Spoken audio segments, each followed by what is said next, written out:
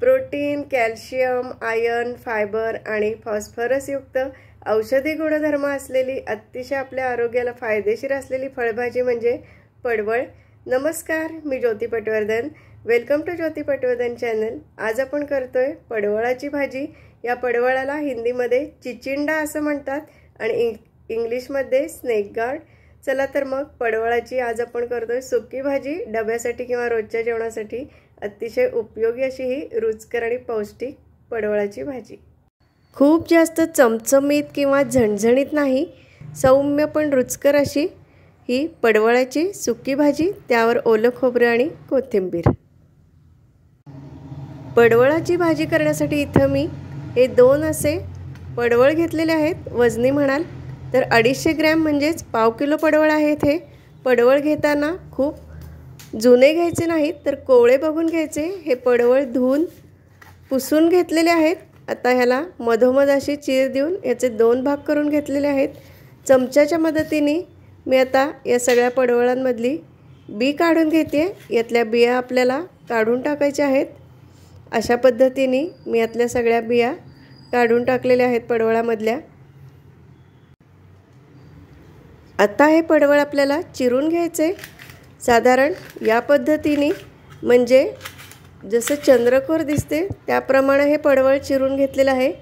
हे बघा, अशा पद्धतीने हे सगळं पडवळ चिरून घेतलंय। गॅसवर पॅन तापत ठेवलाय आणि त्यात 6 टीस्पून म्हणजे 6 चमचे तेल तापवून घेतलं। अर्धा चमचा मोहरी, पाव चमचा हिंग आणि पाव चमचा हळद घालून फोडणी करून घेतली। 5-6 लसूण पाकळ्या बारीक चिरून घेतलेत, त्या यात घालणार आहे आणि थोड्याशा परतून घेणार आहे। लसूण ऑप्शनल आहे, नसेल घालायचा, नाही घातला तरी चालेल। यात आता जो पडवळ आपण चिरून ठेवलेला तो घालूया।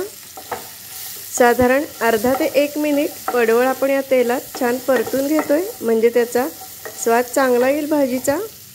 यात आता मी भाजी शिजण्याकरता गरम पाणी घालतेय। साधारण 1.5 वाटी गरम पाणी मी यात घातलं। झाकण ठेवून थोडं शिजू दिलं आणि परत मला पाणी कमी वाटलं म्हणून अजून एक अर्धी वाटी पाणी यात घातलं, म्हणजे साधारण 2 वाट्या गरम पाणी मी यात घातलं। झाकण ठेवून याला आता शिजवून घेऊया।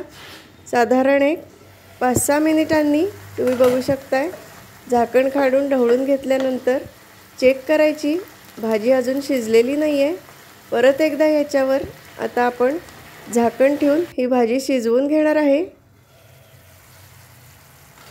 मधून चेक करत ही भाजी शिजवून घेतली आहे।